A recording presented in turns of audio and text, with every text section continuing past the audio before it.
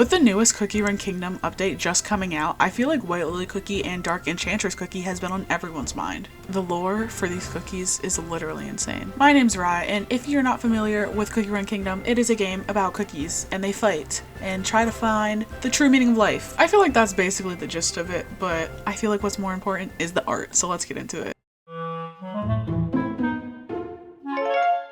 I decided that for my subject I was going to do White Lily Cookie in her Veil of Mourning legendary costume that came from the Silent Soul update.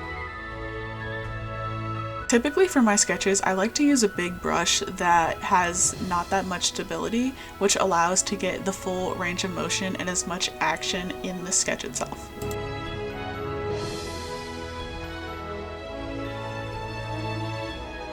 When I was sketching, I was using the reference photo as more of a guide and less of an end-all be-all, and I think because of that I had a lot more range of motion in this sketch than I did in my line art, because when I started doing the line art I wanted to pay more attention to the details, and I ended up realizing that she did not have as much hair as I thought she did.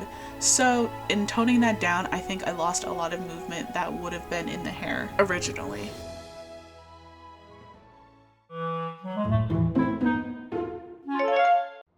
Moving on to every artist's least favorite step is the line art. I typically do line art just because my sketch is always super messy and I like coloring. I like coloring in the lines, I don't know. One of the things that I use is a flat brush for my line art just so I can try to make the most out of line weight, which is something that I've been trying to work on recently in a lot of my works. I would like to preface that just on the line art alone, I think I spent maybe 5 to 7 hours on trying to make sure that everything was like completely accurate to my reference image. One of the things that was the most difficult was trying to figure out what the top of her dress looked like, and also trying to make sure that I got every single detail that was on her hat.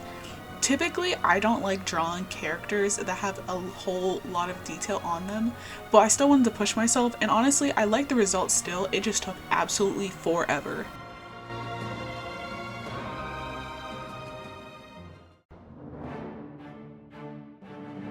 During my line art phase, if I haven't already figured out what I want to do for the background, this is typically where I like to sketch out the environment or just like some sort of idea for what I want to go behind the character.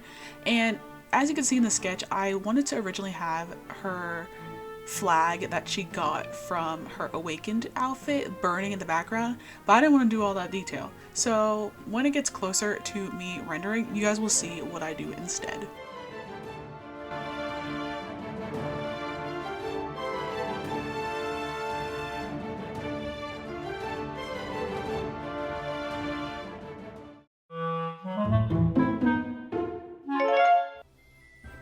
After fixing up the proportions and adding a bit of line weight, I moved on to my flat colors.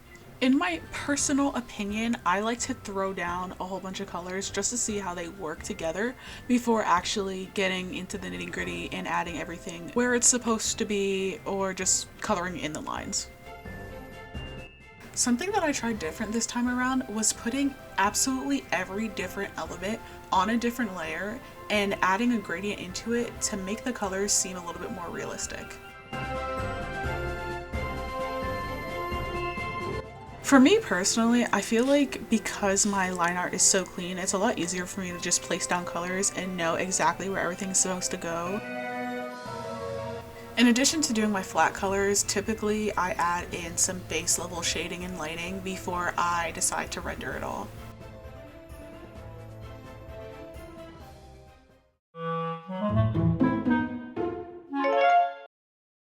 When it comes to rendering, I never have any idea what I'm doing, if I'm being completely honest. Typically, it's when I kind of clean up things that didn't look right before. That's where I add texture and different random things to make it pop, I guess. Like you could see little dots, you could see little stripes, I think. Like, people always ask me, oh, how do you render? Like, what do you do? I don't know, man. My mind just goes blank. Like, for real.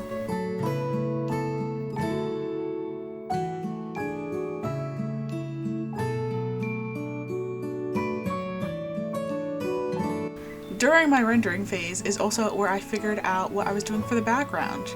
I knew that she was already sitting and that her hand was visible, so my main challenge was trying to figure out where I can put her that still made sense in the context of the outfit, since in the trailer they were on some type of boat and it had to do with the Beast cookie, Silent Soul cookie, and I was just trying to make it lore accurate, and it was really racking my brain. I genuinely spent like 2 hours just doing research and trying to figure out what in the world I was going to put in the back.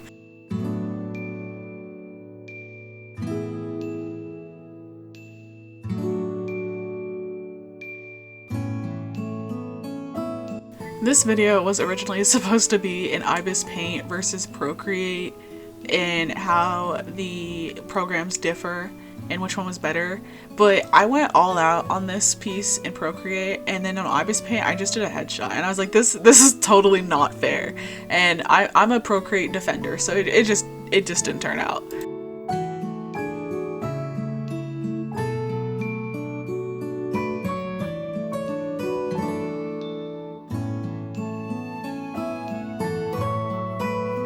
One of the other things that I do in my rendering phase is make my light source more obvious. One of the issues I had in my more earlier works of art is that whenever I added lighting, I still kind of made other lighting come from other directions, which just kind of made the subject look like it was getting engulfed in light, I guess. So I wanted to make sure that it was very obvious in this piece, and with that came with so many overlay and what are they called? Attachment layers.